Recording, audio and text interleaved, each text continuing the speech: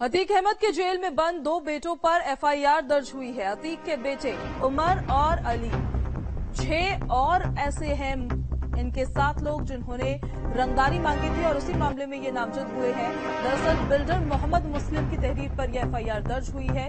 धूमनगंज में पैतृक जमीन न देने पर पीटने का आरोप इन पर लग रहा है। मारपीट कर जमीन को देने का इन्होंने दबाव बनाया था, साथ ही रंगदारी भी मांगी थी और इसी मामले पर अब इन लोगों पर एफआईआर दर्ज हुई है। अतीक अहमद के जेल में ये दोनों बेटे बंद हैं और इन पर अब एफआईआर दर्ज हुई है। अतीक के बेटे उमर और अली समेत 6 रंगदारी मांगने के मामले में नामजद हुए हैं।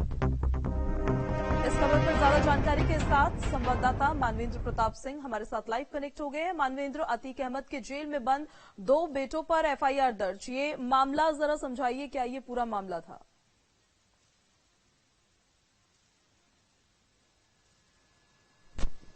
जी देखिए, अभी कुछ दिन पहले असद का एक ऑडियो सामने आया था जिसमें वो एक बिल्डर मोहम्मद मुस्लिम को धमकाता हुआ नजर आ रहा था। तो अब उसी मामले को लेकर के चूंकि पुलिस ने पूछताछ के लिए मोहम्मद मुस्लिम को हिरासत में लिया था और उसके बाद मोहम्मद मुस्लिम जो बिल्डर है उसने मुकदमा दर्ज कराया है और उसने अतीक के 2 बेटे, जो बड़ा बेटा उमर है वो लखनऊ जेल में बंद है और अली दूसरे नंबर का बेटा जो प्रयागराज की नैनी सेंट्रल जेल में बंद है, दोनों पर मुकदमा दर्ज कराया है और रंगदारी का, धमकाने का मुकदमा दर्ज हुआ है। और ये उसमें आरोप लगाया गया है कि और भी तमाम गैंग के लोग हैं जो मोहम्मद मुस्लिम को, बिल्डर को धमका करके उनसे वसूली कर रहे हैं और लगातार उनको धमकी दी जा रही है। तो मुकदमा दर्ज हुआ। अतीक परिवार के खिलाफ एक और मामला दर्ज हुआ है और जो 2 बेटे जो जेल में बंद हैं, अगर हम बात करें वो कहीं न कहीं जेल से निकलने की उम्मीद में थे, लेकिन अब जिस तरह से मुकदमे लगातार दर्ज हो रहे हैं उससे उनकी मुश्किलें जो हैं वो लगातार बढ़ रही हैं और ये जो मामला है बेहद गंभीर है। जिस तरह का आरोप है, तमाम ऑडियोज भी उसके सामने आए हैं और मोहम्मद मुस्लिम ने ये कहा है कि एक जमाने से अतीक अहमद और अतीक अहमद का परिवार उनको डरा धमका करके उनसे रंगदारी वसूल रहा था। रंगदारी मांगी थी और दबाव बनाया था जमीन देने को लेकर।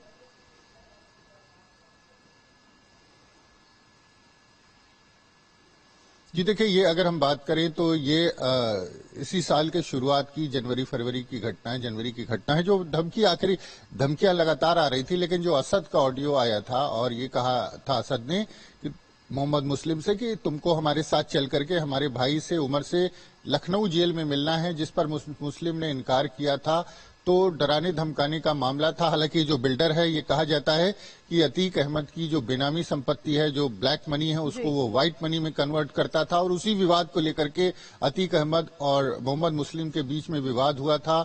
शुरुआत में मोहम्मद मुस्लिम प्रयागराज में एक मामूली सा आदमी था, लेकिन अतीक अहमद के सहयोग से, अतीक अहमद की जो ब्लैक मनी है उससे वो बिल्डर बन गया और उसके बाद उसने जो है तमाम बड़ी इमारतें बनाई लखनऊ से लेकर के प्रयागराज तक में और वो बड़ा आदमी बन गया। लेकिन जब अतीक ने अपना हिस्सा मांगा तो उसको लेकर के विवाद शुरू हो गया। जी बहुत शुक्रिया मानवेंद्र आपका तमाम जानकारी के लिए। माफिया अतीक अहमद और उसके भाई अशरफ की हत्या से पहले की मेडिकल रिपोर्ट सामने आई है और ये मेडिकल रिपोर्ट 14 अप्रैल की है, जब असद के एनकाउंटर के बाद पुलिस की रिमांड में अतीक और अशरफ को लेकर पुलिस कॉलविन हॉस्पिटल गई थी। वहां पर अतीक और अशरफ को मेडिकल चेकअप करवाया गया था। बताया जा रहा है कि असद एनकाउंटर के बाद अतीक अहमद बेहद तनाव में आ गए थे, लेकिन 14 अप्रैल को जो मेडिकल रिपोर्ट सामने आई उसमें अतीक अहमद की रिपोर्ट एकदम सामान्य नजर आ रही है।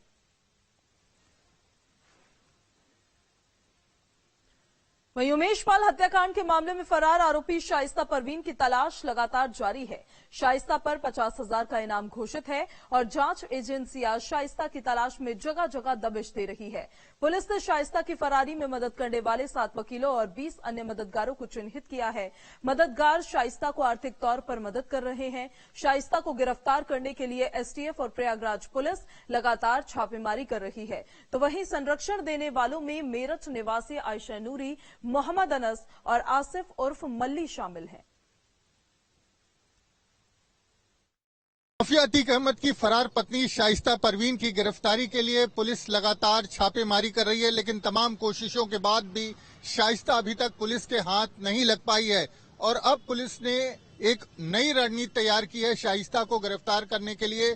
पुलिस ने शाइस्ता के मददगारों की सूची बनाई है जिसमें 7 वकील और 20 लोग शामिल हैं और पुलिस इन सभी पर नजर रखे हुए है और इनके जरिए शाइस्ता तक पहुंचने की कोशिश कर रही है। सबसे बड़ी बात यह है कि जो मददगार हैं इसमें 7 वकील हैं और 20 अन्य लोग हैं, जिसमें कुछ लोग संरक्षण देने के तौर पर शाइस्ता की मदद कर रहे हैं, कुछ आर्थिक तौर पर मदद कर रहे हैं। तो तमाम तरीकों से जो लोग शाइस्ता की मदद कर रहे हैं या कर सकते हैं उनकी सूची पुलिस ने तैयार कर ली है और उनसे पूछताछ भी की जा रही है। तमाम लोग ऐसे हैं जिनसे पूछताछ में शाइस्ता परवीन की मदद की बात सामने आई है।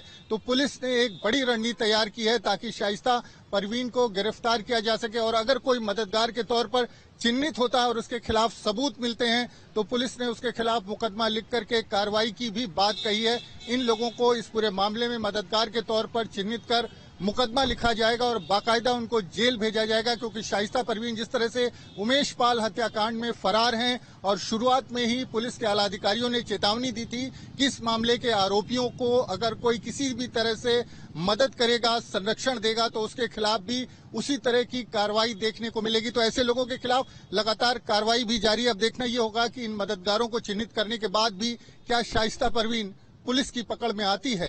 प्रयागराज से